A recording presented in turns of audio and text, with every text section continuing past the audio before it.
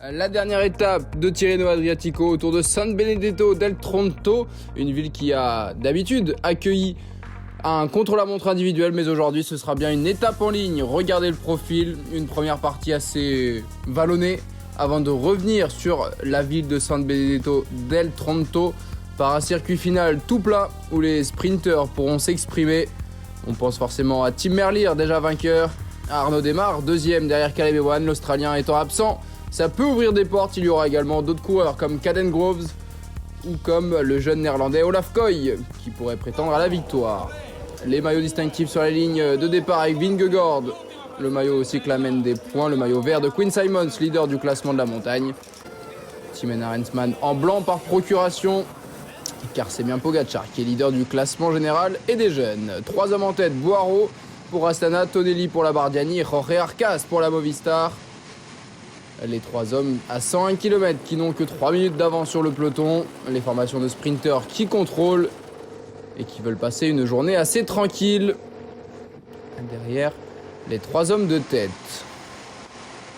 Manuel Boiro, Jorge Arcas, tous les deux membres d'équipe World Tour. C'est assez rare pour être signalé, des World Tour qui s'échappent sur une épreuve comme Tirreno Adriatico. Et les voilà à 44 km de l'arrivée du côté de San Benedetto del Tronto. 3 tours à parcourir pour aller chercher la ligne d'arrivée et le dernier sprint de cette édition 2022 de Tirreno Adriatico qui va aller s'imposer. Et on va voir le sprint qui est une grande ligne droite pour terminer. Ils ne sont plus que 2, Jorge Arcas et Manuel Boiro. Ça discute un petit peu et ils vont s'entendre jusqu'au plus loin qu'ils peuvent. Mais les sprinteurs derrière sont très bien organisés. Antoine Duchesne pour la formation Groupama FDJ qui emmène le peloton. Arnaud Démare qui pourra compter sur notamment Jacopo Guarnieri qui est revenu en forme ces derniers temps alors qu'il y a une chute ici à l'arrière du peloton. Enfin, en milieu de peloton plutôt. Et des coureurs d'Intermarché ou Antigobert notamment qui sont retardés.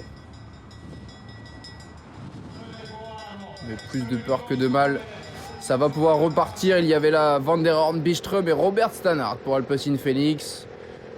Voilà, c'est terminé pour les 2 hommes de tête, Boiro et Arcas, qui sont repris. La formation Bahrain Victorious qui roule pour Phil Bauhaus. Et la Groupama FDJ qui a un petit peu disparu là dans les 4 derniers kilomètres. On voit la Trek Segafredo remonter pour Moschetti, la Total Energy pour Boasson Hagen. Ah, ça remonte un petit peu de tous les côtés. Tous ceux qui ont un sprinter tentent de se replacer. Les sprint comme ça où il n'y a pas vraiment une équipe pour emmener. On voit ici l'Israël Startup Nation pour Giacomo Nizzolo. La Groupama FDJ qui s'est très bien replacée avec Arnaud Démare et Jacopo Guarnieri. On voit Chimolai pour la Cofidis et Caden Groves qui profite du travail de ses équipiers. Mais c'est Christophe qui est en tête à 150 mètres de la ligne. Alexander Christophe en tête. Arnaud Démare qui va tenter de passer le long des balustrades mais ça ne passera pas. Christophe, Nizzolo, ça remonte de l'autre côté avec Chimolai et Phil Bauhaus. C'est l'Allemand Phil Bauhaus qui va s'imposer au prix d'un sprint vraiment très court dans les 100 derniers mètres. L'Allemand de la Bahrain Victorious a remonté ses adversaires. Il a bénéficié, regardez, Bauhaus à gauche dans la roue d'Arnaud Démare. Ça va un peu se tasser. Démare qui va essayer de passer à gauche de Christophe. Ce n'était pas la bonne solution. Bauhaus, lui, fait vraiment un mouvement incroyable de la gauche vers la droite pour venir s'imposer devant Caden Groves et Nizzolo a priori.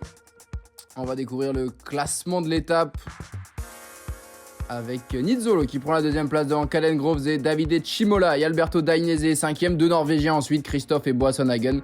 Olaf Koy n'est que 8e, Arnaud Démare 9e devant Matteo Moschetti. Tim Merlier est juste aux portes du top 10 également. Au classement général, évidemment, pas de changement. Pogacar s'impose devant Vingegaard et Mikel Landa. Richie Porte est 4e, Jay Hindley 5e. On notera forcément la 8e place très encourageante de Thibaut Pinot au classement général. À 3 minutes 37 tout de même, mais ce n'est qu'à 30 secondes du top 5. C'est intéressant pour Thibaut Pinot qui revient bien et qui pourrait avoir de beaux objectifs d'ici les prochaines semaines. La victoire pour Pogacar qui est vraiment insatiable, d'autant plus cette saison à 23 ans. Lui qui a déjà remporté 2 étapes et le général du Tour des Émirats, l'Estrade Bianche, et ici 2 étapes et le général de Tirreno.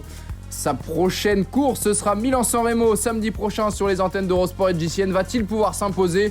Il y aura forcément une rude concurrence, des sprinteurs, des punchers, des grimpeurs comme lui. Ce sera intéressant à suivre. Va-t-il attaquer de très loin? Réponse samedi prochain.